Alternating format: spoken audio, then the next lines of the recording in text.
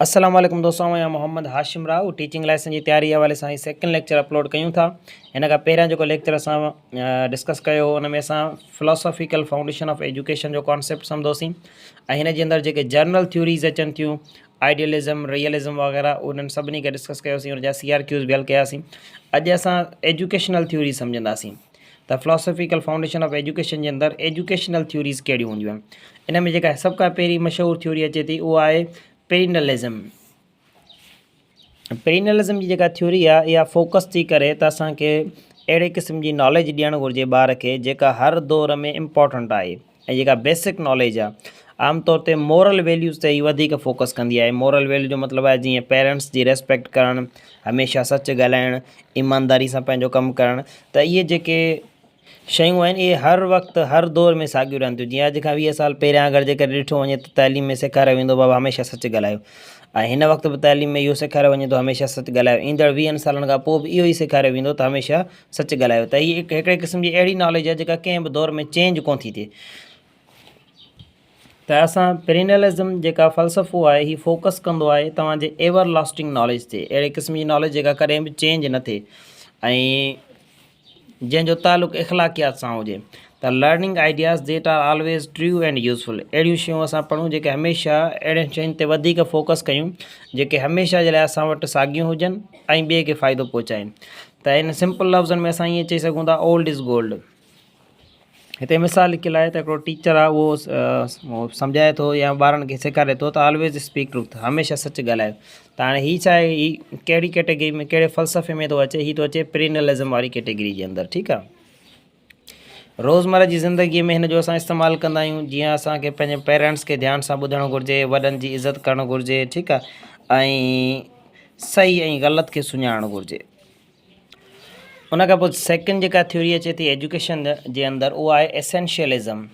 एसेंशियलिज़म जेको फ़लसफ़ो आहे उहो असांखे ॿुधाईंदो आहे त ॿारनि खे बेसिक जेके कोर सब्जेक्ट्स आहिनि उहे अचणु घुरिजनि। बेसिक हर सब्जेक्ट जो हुनखे बेसिक नॉलेज अचे जेको हुनखे रोज़मर्रा जी ज़िंदगीअ में कमु अचे थो। त छा लिखियलु आहे, learning basic and important subjects, जेके बेसिक सब्जेक्ट्स आहिनि उन्हनि खे उन्हनि जो बेसिक कॉन्सेप्ट उनखे लाज़मी अचणु घुरिजे। उन्हनि सब्जेक्ट्स खे असां कोर सब्जेक्ट बि चवंदा आहियूं। सब्जेक्ट ॿिनि क़िस्मनि जा हूंदा आहिनि, हिकिड़ा हूंदा आहिनि तव्हांजा कोर सब्जेक्ट, ॿिया हूंदा आहिनि तव्हां वटि नॉन कोर सब्जेक्ट।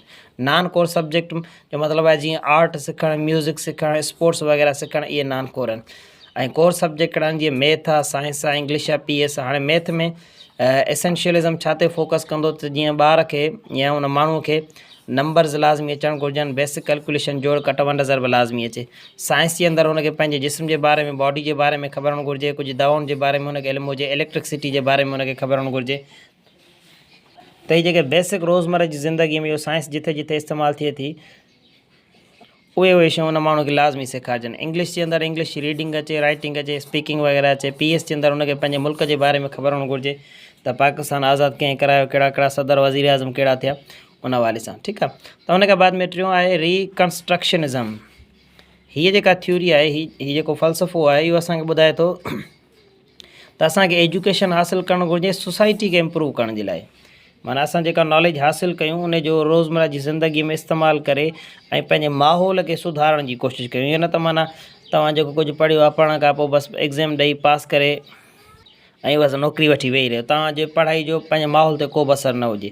त हीअ जेका थ्योरी आहे हीअ तव्हांखे ॿुधाए थी जेका तव्हां एजुकेशन हासिलु था कयो उहा पंहिंजी सोसाइटी खे इम्प्रूव करण जे लाइ हासिलु कयो। ठीकु आहे। या ॿियो लिखियलु आहे, ॿी डेफिनेशन लिखियलु आहे education for social change, social पंहिंजे समाज खे तब्दील करण जे लाइ जेका नॉलेज हासिलु कई वञे थी उन फ़लसफ़े खे असां चवंदा आहियूं रिकंस्ट्रक्शनिज़म। अच्छा, एग्ज़ाम्पल में लिखियलु आहे जीअं मिसाल तौरु ग़रीबनि जी मदद करणु, सफ़ाई जे लाइ मुख़्तलिफ़ कैंपेन्स वग़ैरह इलाइक़े में हलाइणु, माण्हुनि खे शऊर ॾियणु, इहे सभु हिन में अंदरि अची वञनि। उन खां बाद में आहे प्रोग्रेसिविज़म। प्रोग्रेसिविज़म वारी जेका थ्योरी आहे इहा ॿुधाए थी असांखे त जेको ॿारु जेको हूंदो आहे उहो सिखंदो आहे डूइंग सां, learning by doing things yourself. यानी ॿारु प्रैक्टिस करण सां सिखंदो आहे। यानी ॿार खे सिखणु छाजे ज़रिए घुरिजे, प्रैक्टिस करण जे ज़रिए सिखणु घुरिजे। यानी learning by practice. For example अगरि जेकर को ॿारु ड्राइंग करणु चाहे थो त उहो ड्राइंग पाण कंदो तॾहिं हू सिखी सघे थो, बाक़ी सिर्फ़ु ॿुधण सां कोन सिखंदो। अच्छा हाणे इहो त पाण थोरो कॉन्सेप्ट सम्झोसीं हिननि थ्योरीज़ जो। कुझु CRQs आहिनि हल था कयूं। सभ खां पहिरियों CRQ असां वटि आहे, if a teacher ask students to clean their classroom and discuss pollution which philosophy is being used and why. छो त हिकिड़ो उस्ताद आहे शागिर्दनि खे चए थो त क्लासरूम साफ़ु कयो ऐं पॉल्यूशन जे बारे में पाण में डिस्कस कयो। हाणे ॿुधायो त कहिड़ी फिलोसॉफी यूज़ पई थिए ऐं छो पई यूज़ थिए। हाणे ॾिसो ॿार जेको आहे सो हिते स्टडी करे पियो पंहिंजे माहौल खे चेंज करण जे लाइ, पंहिंजी सोशल इन्वायरमेंट खे चेंज करण जे लाइ। त इहा कहिड़ी तव्हांजी फिलोसॉफी आहे, इहा आहे रिकंस्ट्रक्शनिज़म। जीअं पाण हीअं पोयां खां डिस्कस करे आयासीं त असां लिखंदासीं this is reconstructionism because students are learning to improve society. जेके स्टूडेंट्स जेके लर्न कनि पिया, छा पिया कनि, सोसाइटी खे इम्प्रूव करण जे लाइ, मुआशरे खे तब्दील करण जे लाइ, by understanding and solving environmental issues. ठीकु आहे, त हीअ तव्हांजो आंसर थी वियो CRQ। उन खां पोइ ॿियो सुवालु आहे, a teacher always tells student to speak elder to respect elders, speak truth and read classical books instead of focusing the modern trends। हाणे हिकिड़ो उस्ताद आहे, उहो शागिर्दनि खे चए थो वॾनि जी इज़त कयो ऐं हमेशह सच ॻाल्हायो ऐं क्लासिकल बुक्स पढ़ो। हाणे ही उहे इहा अहिड़ी नॉलेज आहे जेका हर दौर में साॻी रहे पई। ठीकु आहे, एवर लास्टिंग नॉलेज आहे। ऐं एवर लास्टिंग नॉलेज असां छा में पढ़ंदा आहियूं, प्रीनेलिज़म में पढ़ंदा आहियूं, प्रीनेलिज़म में। ठीकु आहे, त हाणे हिते सुवालु पुछे थो विच फिलोसॉफी इज़ यूज़ड, कहिड़े क़िस्म जी फिलोसॉफी यूज़ पियो करे टीचर, एक्सप्लेन वाई, ऐं छो पियो इहा यूज़ करे। त हाणे चए थो आंसर लिखंदासीं this is the perennialism. Perennialism जी फिलोसॉफी आहे, छो, because the teacher focuses on timeless values. Teacher छा ते पियो फोकस करे, टाइमलेस वैल्यूज़ ते, यानी एवर लास्टिंग नॉलेज ते फोकस पियो करे, जेका हर दौर में हर वक़्तु चेंज नथी थिए, साॻी रहंदी आहे। Like truth and respect, these ideas are considered important in every era. हर दौर में इहे आइडियाज़ सेम रहणा आहिनि, not just in the modern times. ठीकु आहे, त हिन जो आंसर तव्हांखे एतिरो ई लिखिणो आहे। अच्छा, अॻियूं असां वटि CRQ आहे, वाई प्रोग्रेसिविज़म इज़ इफेक्टिव। प्रोग्रेसिव वारी जेका फ़लसफ़ो आहे उहो इफेक्टिव छो आहे। हाणे पोयां खां हींअर पाण डिस्कस करे आयासीं त प्रोग्रेसिविज़म जे अंदरि असां छा कंदा आहियूं, शयुनि खे सिखंदा आहियूं प्रैक्टिकल कमु करे, यानी प्रैक्टिस जे ज़रिए लर्निंग बाय डूइंग हूंदी आहे, यानी कंहिं कम खे करे सिखंदा आहियूं। त हाणे उहो इफेक्टिव छो आहे, उहो पाण खे ॿुधाइणो आहे।